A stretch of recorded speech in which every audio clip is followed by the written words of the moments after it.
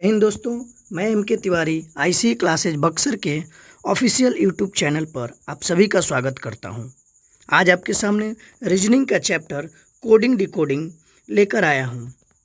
इस चैप्टर के अंतर्गत हम लोग अक्षरों यानी वर्णमाला के क्रमिक मान, अंग्रेजी वर्णमाला का विपरीत मान, अंग्रेजी वर्णमाला का अर्धांश इत्यादि के बारे में अध्ययन करेंगे। तो चलिए दोस्तों, वीडियो शुरू करते हैं। वीडियो में आपको बताया गया है पहला स्लाइड में कि एबीसीडी जो आप सभी लोग जानते हैं कि ए का मान होता है 1 और जेड का मान होता है 26, यानी एबीसीडी में कुल जो लेटर होते हैं उनकी संख्या होती है 26। उसी को हम लोग पढ़ेंगे कि कौन किस स्थान पर आता है। ठीक है दोस्तों, तो हम जानते हैं कि ए 1 नंबर पे आता है, बी 2 नंबर पे आता है, सी 3 नंबर पे, डी 4 नंबर पे, ई 5 नंबर पे, एफ 6 नंबर पे।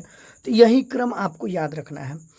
अब याद होगा कैसे? एग्ज़ाम हॉल में अक्सर इससे क्वेश्चन 2-3 आता ही हैं, तो हमको याद कैसे करना है? तो याद करने के लिए अंग्रेजी वर्णमाला का ट्रिक याद करने के लिए आपको 2 ट्रिक दिया गया है। ठीक है, अब क्रमिक मान का मतलब क्या होता है? क्रम का मतलब क्या होता है? क्रम से बना है क्रमिक, और क्रमिक मान का मतलब होता है स्थानीय मान।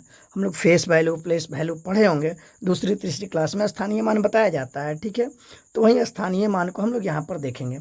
अब स्थानीय मान को हम लोग देखेंगे कैसे? पहला ट्रिक इसको देखने के लिए हम लोग रखे हैं कि ट्रिक पहला जो है इजोटी का फॉर्मूला है। इजोटी में 5 का गुणज लिया गया है, मतलब वैसी संख्या जो 5 से कटती है। तो लेटर हमारा 26 तक है, तो एक रखा गया है 5, 10, 15, 20, 25। 5 का मान ई, 10 का मान जे, ओ का मान 15, टी का मान 20 और वाई का मान 25। यानी 5-5 के करके जो आए तो याद हो जाएगा आसानी से। ई जो टी का मतलब होता है EJOTY, इजोटी। ठीक है, तो 5, 10, 15, 20 आपको याद कर लेना है कि इजोटी मतलब 5, 10, 15, 20, 25। अब अगर कोई पूछ देता है आपसे यहाँ पर कि पी का मान क्या होगा, तो आप पी का मान जानते हैं कि ओ के बाद क्या आता है? पी आता है। तो ओ का मान 15 दिया है, तो पी का मान क्या होगा? 16 होगा। अब मान लीजिए कि कोई आपसे दे देता है कि आर का मान क्या होगा, तो आपको पता है कि आर का RST होता है, तो टी का मान 20 हमको पता ही है, तो आर का मान 2 घटा देंगे तो 18 हो जाएगा। ठीक है, इसी तरह ट्रिक 1 से निकाल लेंगे। ठीक है, अब ट्रिक 2 से भी आप निकाल सकते हैं। ट्रिक 2 में क्या दिया गया है? 3 का गुणज दे दिया गया, और कुछ नहीं दोस्तों किया गया है, केवल 3 का गुणज दे दिया है। ठीक है, देखते हैं हम लोग 3 का गुणज कैसे दिया है।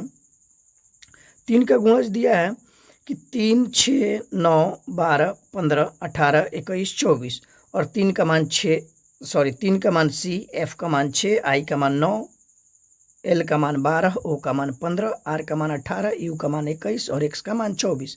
यानी आपको याद रखना है सिफिलोरक्स। ठीक है, सिफिलोरक्स से आप याद रखना है हमेशा कि 3 का ये गुणज है। अब दोस्तों इसमें कोई देखिए, यहाँ पर जो मैंने पूछा था पहले कि आर का मान क्या होगा, अब आपको आर का मान पूछेगा तो इसमें क्या दे दिया है? सीधे सीधे 18 दे दिया है ना। उसी तरह अगर पूछ देता है कि एल का मान क्या होगा, तो एल का मान यहाँ सीधे देखिए 12 दे दिया है। मतलब आपको क्या है कि अगर फार्मूला याद है तो आप फार्मूला से, यानी ये जो ट्रिक दिया गया है इससे भी आप याद कर सकते हैं।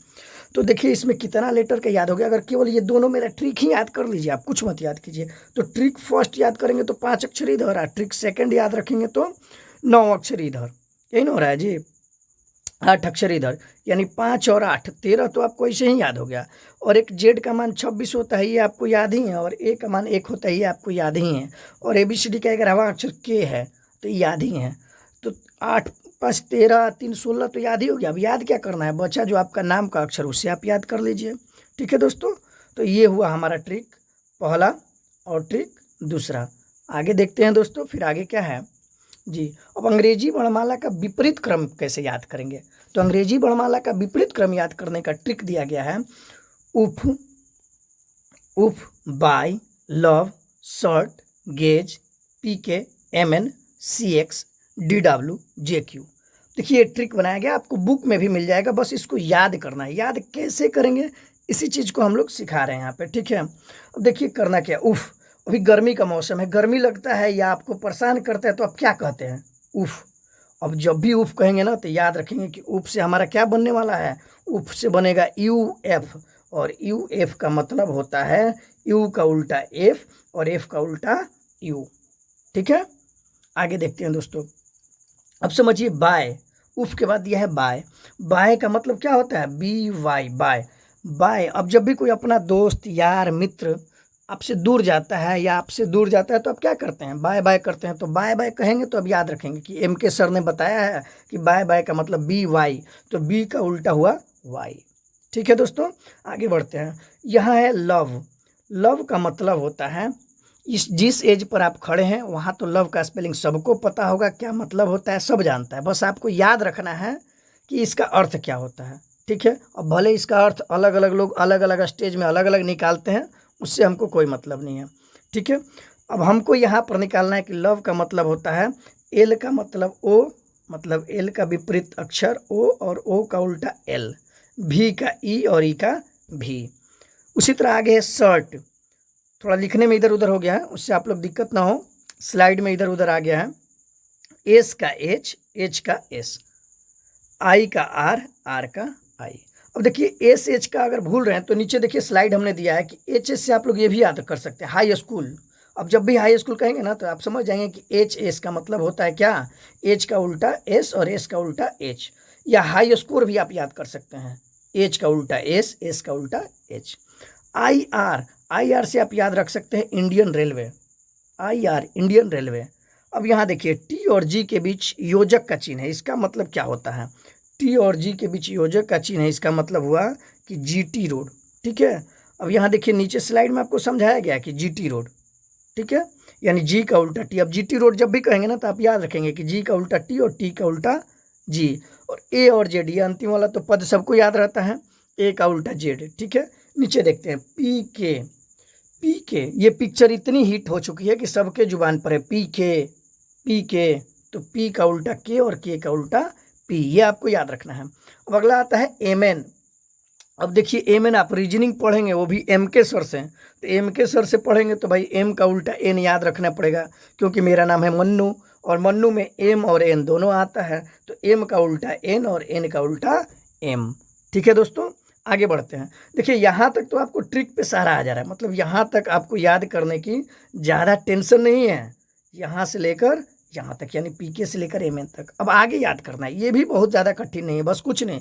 सी से होता है चंदन, चंदन का उल्टा एक्स। डी से होता है कुछ भी, डी से डॉन याद कर लीजिए या डब्लू डॉन याद कर लीजिए, डब्लू डॉन, डी डब्लू से डब्लू डॉन। ठीक है, J Q Jitendra Q, Jitendra Q J Q. C X Chandan X, बस यही आपको याद करना है, कुछ ज़्यादा है नहीं। या 6 पढ़ लीजिए, C X D W J Q आप याद कर लीजिए, कुछ ज़्यादा नहीं है, बस याद हो जाएगा। ठीक है, एक बार फिर से मैं रिपीट कर देता हूँ ऊपर वाला, आप लोग एक बार ध्यान दीजिएगा। ऊपर वाला मैं फिर से एक बार रिपीट कर देता हूँ, यू एफ उफ, जब गर्मी लगे तो उफ, जब अपना या पराया कोई भी दूर जाता है आपसे तो बाय बाय करते हैं, तो बाय बाय से याद रखेंगे कि बी वाई, बी का उल्टा वाई, वाई का उल्टा बी। इसके बाद आता है लव, तो एल का उल्टा ओ। अब जब भी लव शब्द आपके सामने आएगा ना तो याद रखना है क्या, एल का उल्टा ओ और ओ का उल्टा एल, भी का उल्टा ई और ई का उल्टा भी। अब देखिए इसके बाद आगे आते हैं शर्ट।